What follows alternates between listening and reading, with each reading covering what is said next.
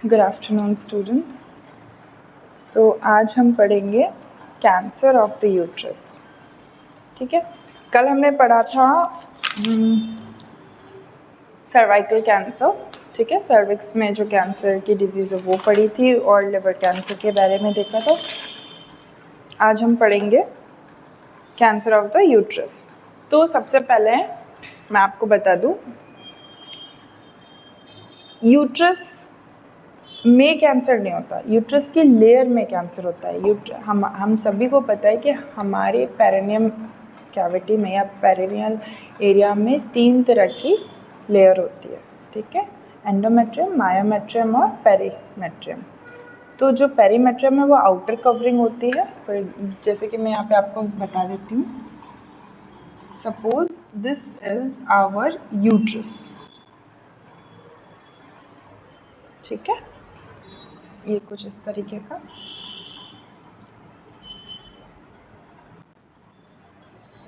ये कुछ इस तरीके का रहेगा। ठीक है,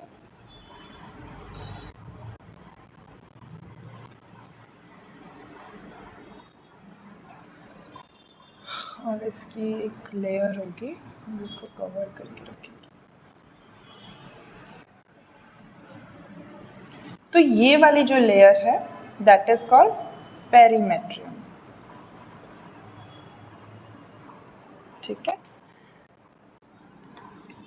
middle layer is known as myometrium.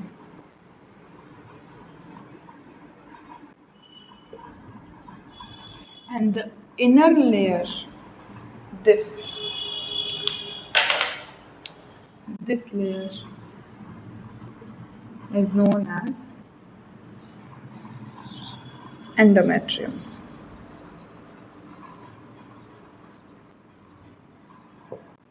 Okay, so ये हमारा पूरा है यूट्रस।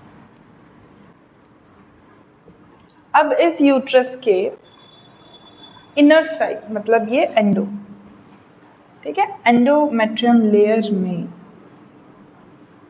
सेल ग्रोथ हो जाना इस तरीके से।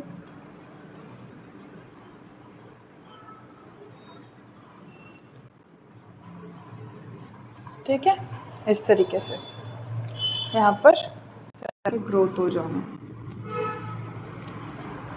दैट इज कॉल्ड एंडोमेट्रियम या एंडोमेट्रियल कैंसर। इसको हम क्या बोलते हैं? Endometrial cancer. तो uterus cancer is also known as endometrial cancer.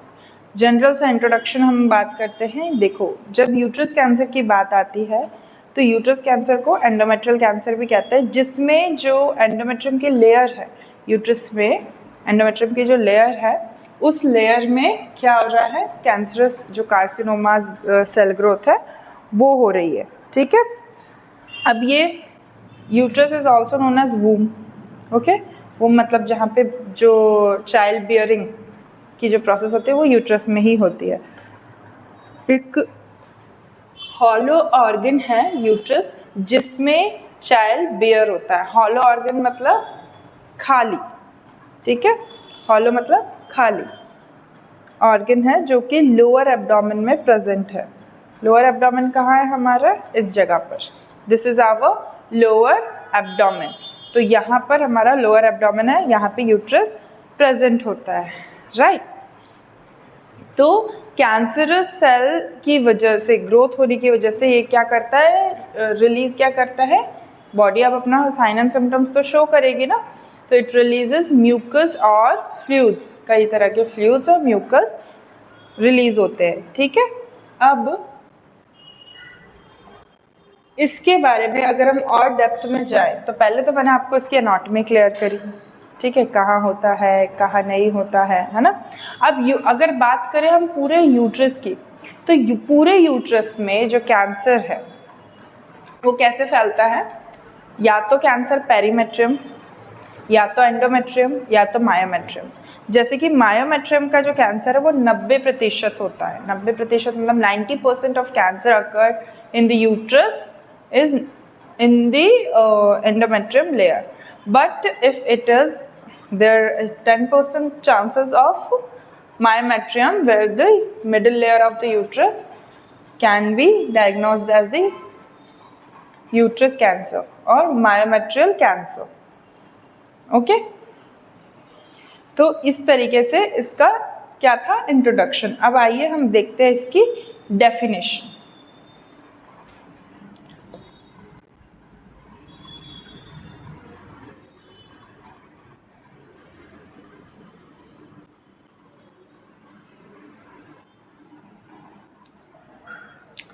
इसकी डेफिनेशन की बात करते हैं. तो इसकी डेफिनेशन क्या है?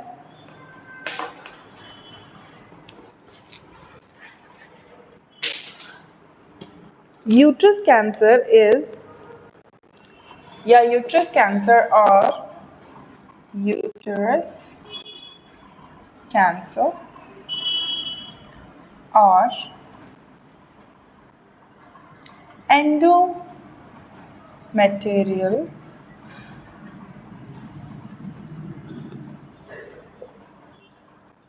cancer is most common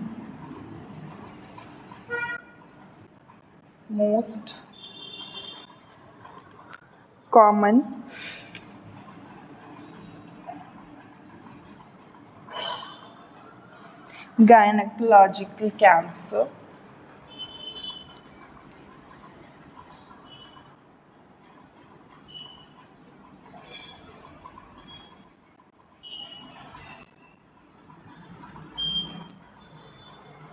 it develops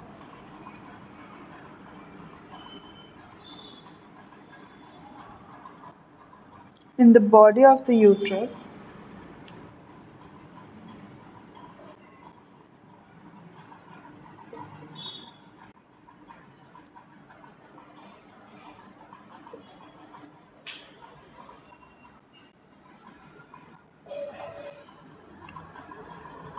or womb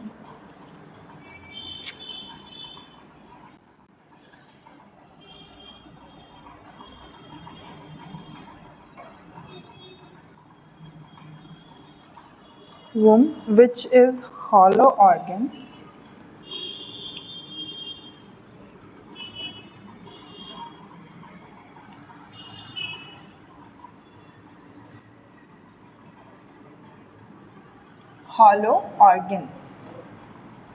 okay, located in the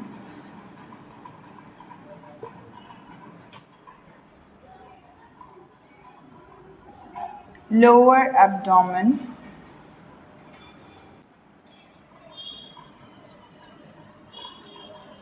right,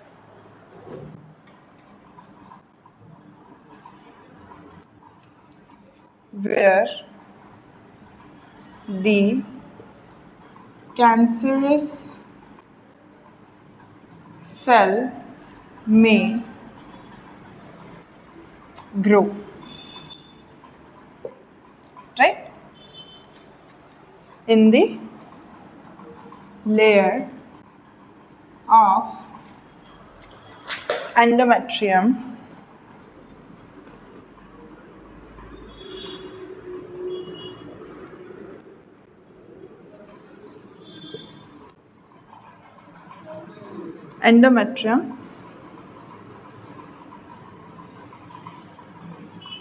so it is called and it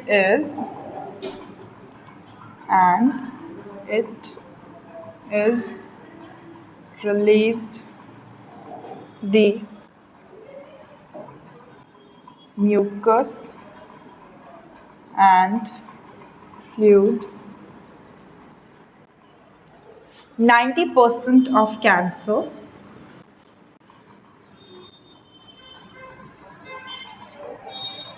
may occur in the endometrium layer.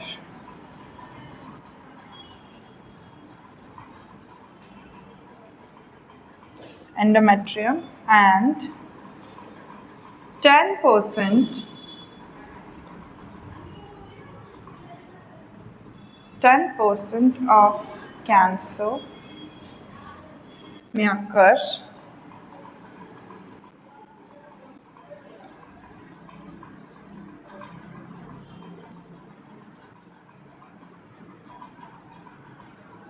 in the myometrium. Right. So here the definition is described as the cancer of uterus may occur in the endometrium layer, and if it is occurs in the endometrial layer, it known as endometrial cancer. Okay, so here the uterus cancer or endometrial cancer is most common gynecological cancer. ये बहुत common है, ठीक है? Gynecological cancer, it develops in the body of the uterus or womb. ठीक है, मैंने अभी आपको पिक्चराइज करके बताया कि कहाँ पर बॉडी के मतलब यूट्रस की बॉडी में या फिर वूम में, ठीक है, मतलब inner side of the uterus, which is hollow organ located in the lower abdomen where the cancerous cell may grow. ये क्या है? एक हॉलो ऑर्गन है जो कि लोकेट कहाँ होता है? लोअर एब्डोमेन में होता है, जहाँ पे कैंसरस सेल जो है वो क्या कर रही है? ग्रो कर रही है in the layer of endometrium and it is release the mucus. अब ये एंडोमेट्रियम लेयर में कहाँ पे होती है? ग्रो करती है, और ये क्या रिलीज कर रहा है? यहाँ पर म्यूकस और फ्लूइड रिलीज कर रहा है. अब 90% ऑफ कैंसर कहाँ होते हैं? एंडोमेट्रियम में, क्योंकि ये मोस्ट कॉमन है, राइट?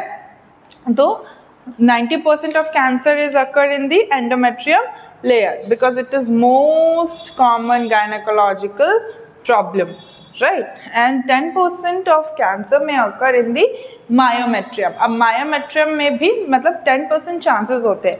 यूट्रस एक स्पेसिफिक एक ऑर्गन है, पर उनकी लेयर्स, उसकी जगह डिसाइडेड है. अगर एंडोमेट्रियम में हुआ तब, और नहीं तो फिर ये कहाँ हो रहा है? ये मायोमेट्रियम में कॉज कर रहा है, राइट? तो आइए हम देखते हैं इसकी कॉजेज एंड रिस्क फैक्टर. अब हम इसके इटियोलॉजी या कॉजेज या इसके रिस्क फैक्टर के बारे में बात करते हैं.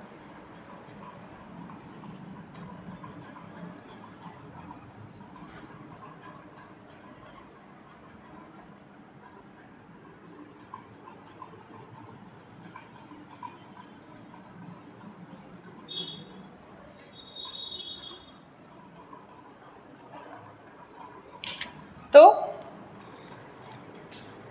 The causes of uterine cancer is unknown. क्या है यहाँ पे? सबसे पहला जो यूट्राइन का कैंसर है वो अननोन है. अननोन मतलब क्योंकि मतलब इसका कोई स्पेसिफिक ये नहीं है कि इसका कॉज कॉजेटिव एजेंट ये है, मतलब इसी स्पेसिफिक रीज़न की वजह से ये कॉज हुआ है, ठीक है? तो इसका कोई स्पेसिफिक कॉज नहीं है, इसलिए हम यहाँ पे क्या लिख रहे हैं? The causes of uterine cancer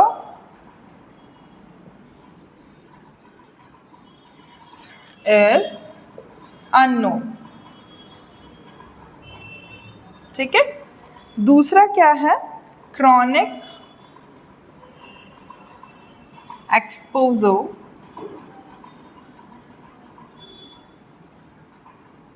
of to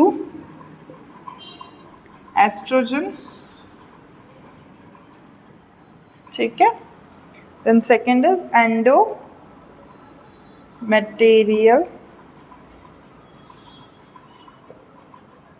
hyperplasia.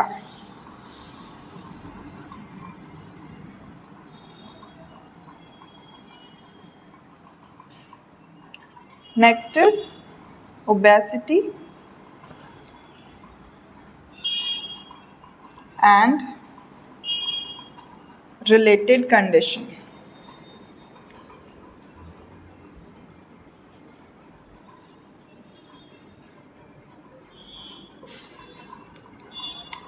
Next is tamoxifen,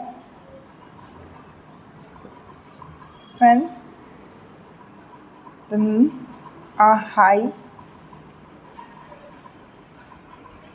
fat diet. Next is diabetes.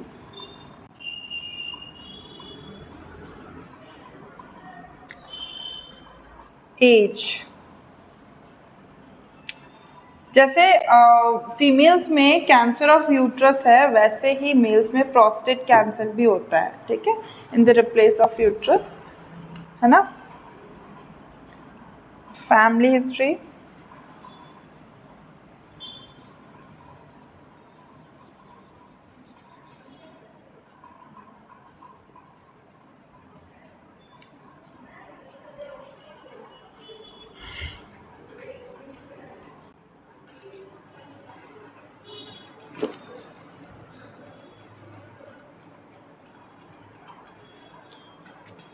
ठीक है, ये इसके कॉज और रिस्क फैक्टर है. तो आइए देखते हैं इसके कॉजेज और रिस्क फैक्टर. पहला मैंने यहाँ पे आपको मेंशन किया, आप लोगों को दिख रहा होगा, the cause of uterine, the causes of uterine cancer is unknown. इसका कोई स्पेसिफिक कॉज नहीं है. दूसरा यहाँ पे लिखा है क्रॉनिक एक्सपोजर ऑफ ईस्ट्रोजन. अब रेगुलर बेसिस पे आप कंट्रासेप्टिव पिल्स खा रहे हैं तो उसमें ईस्ट्रोजन की जो ईस्ट्रोजन प्रोजेस्टेरॉन की जो हार्मोनल ड्रग्स हैं उसमें ईस्ट्रोजन का बहुत ज़्यादा एक्सपोजर हो रहा है, उस वजह से भी यूट्राइन कैंसर होने के चांसेस हैं. Next is endometrial hyperplasia. ये एक डिजीज़ कंडीशन है जिसमें एंडोमेट्रियल हाइपरप्लेसिया होने के कारण यूट्रस कैंसर के भी चांसेस बढ़ जाते हैं.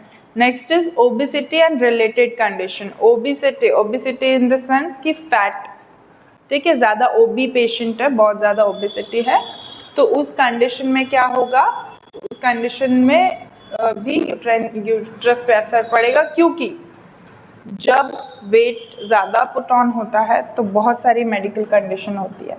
अब बहुत सारी मेडिकल कंडीशन होने की वजह से वेट, पीरियड्स, मेंसेस आना, मेंस्ट्रुएशनल साइकिल डिस्टर्ब होती है, मेंसेस डिस्टर्ब होते हैं, as well as menses disturb होने की वजह से क्या होता है, वहाँ पे उससे रिलेटेड कंडीशन होती है, ठीक है. और फिर उन सारी चीज़ों को हमारा यूट्रस टॉलरेट नहीं कर पाता, हमारी ओवरीज टॉलरेट नहीं कर पाती है, उस कंडीशन की वजह से यूट्रस कैंसर होने के भी चांसेस होते हैं. नेक्स्ट हम बात करते हैं इसमें टोमोजिफेन. ये टोमोजिफेन जो है एक हाई फैट, इसके नेक्स्ट हम बात करते हैं high fat diet. High fat diet मतलब बहुत ज़्यादा अजीब व गरीब चीज़ें खाना, मतलब जंक फूड बहुत ज़्यादा खाना या फैटी डाइट ज़्यादा लेना, उस कंडीशन में भी यूट्रस पर असर पड़ता है. ये जो डायबिटीज़ है, डायबिटीज़ होने की वजह से भी. नेक्स्ट हम बात करते हैं एज अबव 40, अबव 50,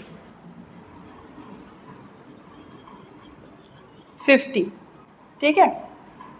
अगर एज 50 क्रॉस कर गई है तो उस टाइम पे भी एज का फैक्टर बहुत ज़्यादा है यूट्रस कैंसर का. और फैमिली हिस्ट्री, अगर फैमिली में किसी को हुआ तो जीन्स में भी शायद वो आ जाए कहीं ना कहीं. तो ये थे इसके कॉजेज. समझ में आया आप लोगों को. नेक्स्ट हम बात करते हैं इसके पैथोफिजियोलॉजी. तो अब पैथोफिजियोलॉजी क्या होगी, कल मैंने आप लोगों को बताया था कि हमेशा जो यूट्रस, ये जो भी कैंसर है, कोई भी डिजीज़ है, हम उसको कोई भी एक स्पेसिफिक इटियोलॉजी लेकर और उसके बाद हम उसको सिस्टमेटिकली उसमें लिख सकते हैं कि भाई अभी आपने लिखा कि ये एक स्पेसिफिक डिजीज़ उसको हुई, ठीक है, किस वजह से हुई, आपने कॉजेज़ देखा, कॉजेज़ के वजह से उसके सिम्टम्स क्या बैठे, सिम्टम्स के बाद क्या हुआ, फिर उसके बाद क्या हुआ, है ना, बॉडी ने कैसा रिएक्ट किया, कैसे वो ग्रो किए, कब वो अपीयर हुए, जिसके कारण से ये यूट्रस कैंसर हो गया. क्लियर. तो इस तरीके से इसकी पैथोफिजियोलॉजी बनेगी. अभी हम बात करते हैं क्लिनिकल मैनिफेस्टेशन के बारे में. तो क्लिनिकल मैनिफेस्टेशन के बारे में ये है कि एनी ब्लीडिंग आफ्टर मेनोपॉज. अब इसका क्लिनिकल मैनिफेस्टेशन मतलब होता है साइन एंड सिम्टम्स. तो सबसे पहला है any bleeding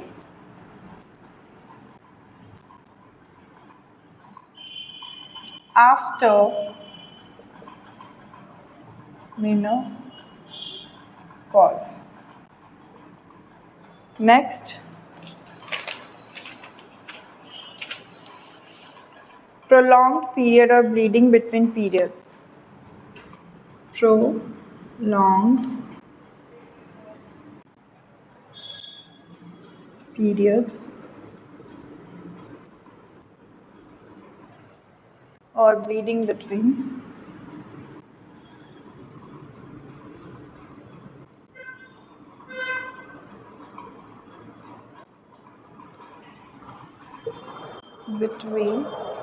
periods.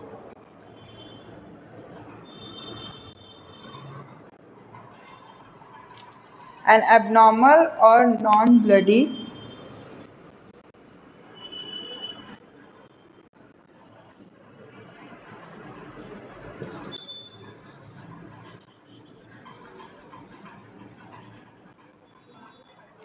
bloody discharges from vagina.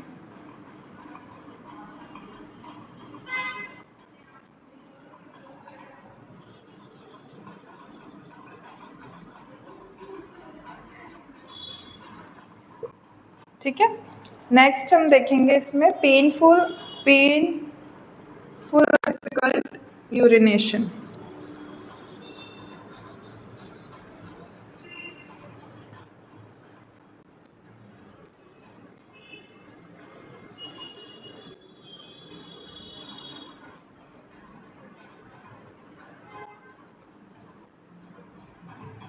ठीक है, पेनफुल और difficult urination. Next is pelvic pain. ये सभी तरह के पेरिनियल कैंसर्स में होगा. ठीक है, next is pen during intercourse.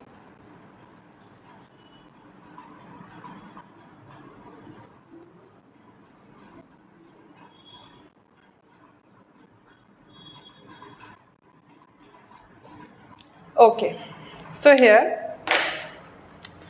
any bleeding after menopause, मतलब अगर आपका मेनोपॉज हो गया है ना, जैसे age of between the age of 40 to 45 menopause हो जाता है ना, पीरियड आना बंद हो जाते हैं.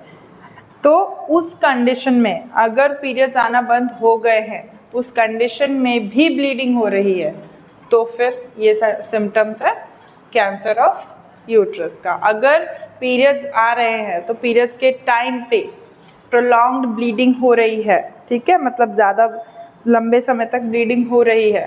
ठीक है, पीरियड्स के बीच में, तो भी वो क्या किसके चांसेस हैं, यूट्रस के कैंसर के. उसके सिम्टम्स इस तरीके के होंगे. ठीक है, फिर एन एबनॉर्मल और non bloody discharges from the vagina, ये भी होगा. ठीक है, कैंसर ऑफ यूट्रस में एबनॉर्मल और नॉन ब्लडी डिस्चार्जेस होंगे. कहाँ से, विजाइना से. नेक्स्ट इज पेनफुल और डिफ़िकल्ट यूरिनेशन. पेनफुल और डिफ़िकल्ट यूरिनेशन मतलब यूरिन वॉइड करने में डिफ़िकल्टी होगी. फिर पेल्विक पेन होगा. पेल्विक मतलब हमारा जितना ये पेल्विक पोर्शन होता है वो पूरा पेन होगा.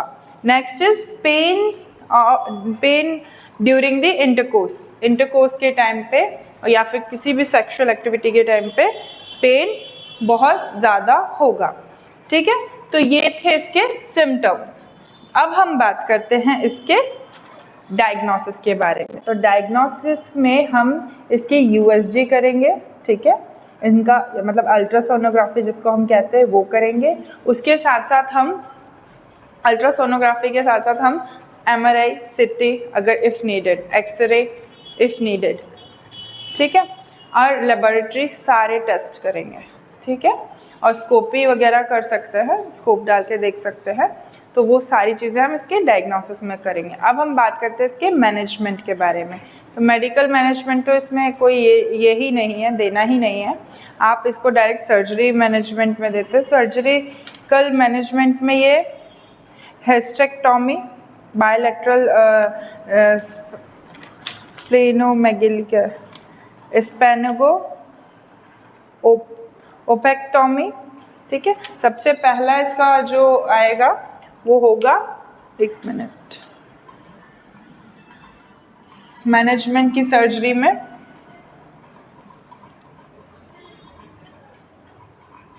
हिस्टेरेक्टोमी.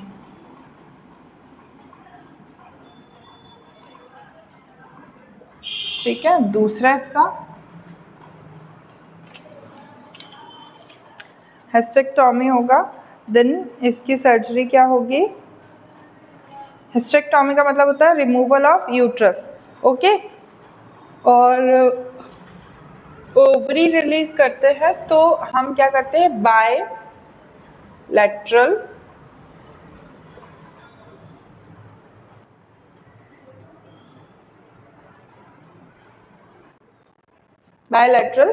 स्पैनोगो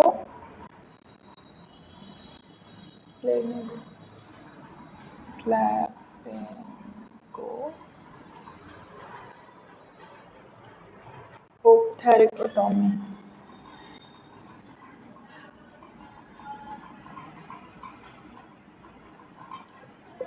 राइट, ये होगा,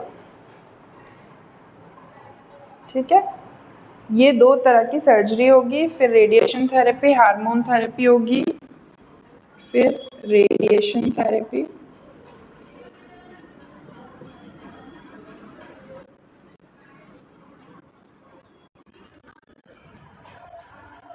हार्मोन थेरेपी,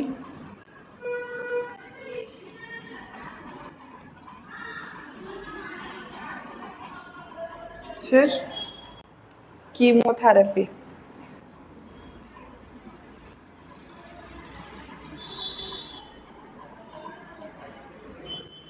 होगी। तो ये सारी चीज़ें किस में आएगी, इसके मैनेजमेंट में, है ना। अब मैनेजमेंट के बाद नर्सिंग मैनेजमेंट देखेंगे, तो इसमें भी हम प्री और पोस्ट दोनों बनाएंगे। तो प्री में हम बनाएंगे, जैसे नर्सिंग मैनेजमेंट का बताती हूँ मैं आपको आज थोड़ा सा।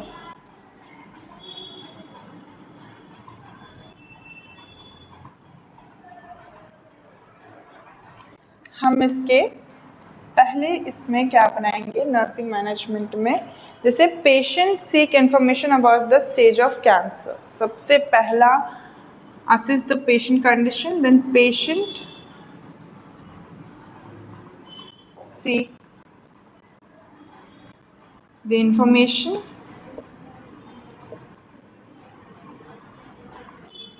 about the stage of cancer, okay. सबसे पहले उसको जो उसमें इसका ट्रीटमेंट ओपिनियन, उसको पूरी एक्सप्लेनेशन देना, उसके साइड इफ़ेक्ट बताना, ये सारी चीज़ें हम पेशेंट को देंगे, ठीक है। Next is give the explanation about the physical preparation procedure. क्या देना है हमको, give the explanation about the physical process and the procedure, right. ये हम क्या करेंगे, इसके प्री पोर्शन में करेंगे, ठीक है। हम क्या करेंगे, प्री पोर्शन में करेंगे कि पहले क्या करना है हमको, पेशेंट को कैसे प्रिपेयर करना है। After that we have come to the postoperative. तो पोस्ट ऑपरेटिव में क्या होगा,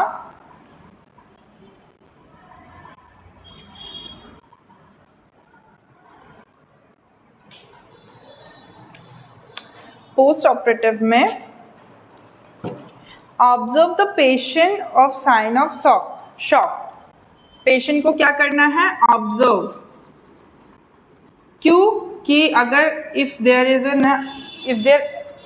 any kind of shock is present, ICU में हमको उसको रखकर मॉनिटर करना है, ठीक है। फिर क्या करना है, हैमरेज तो नहीं हो रहा है 24 आवर्स तक, हमको क्या देखना है, 24 आवर्स तक हमको देखना है कि हैमरेज मतलब इंटरनल ब्लीडिंग, ठीक है, हैमरेज तो नहीं हो रहा है, ओके। देन फिर हमको क्या करना है, एप्रोप्रिएट एनाल्जेसिक्स ड्रग देने हैं, एप्रोप्रिएट एनाल्जेसिक ड्रग देने हैं, क्लियर। फिर विजाइनल हिस्टेक्टॉमी हुई है अगर तो, है ना, इंकरेज करना है frequent change the position in bed, फिर इंकरेज करना है, इंकरेज द पेशेंट टू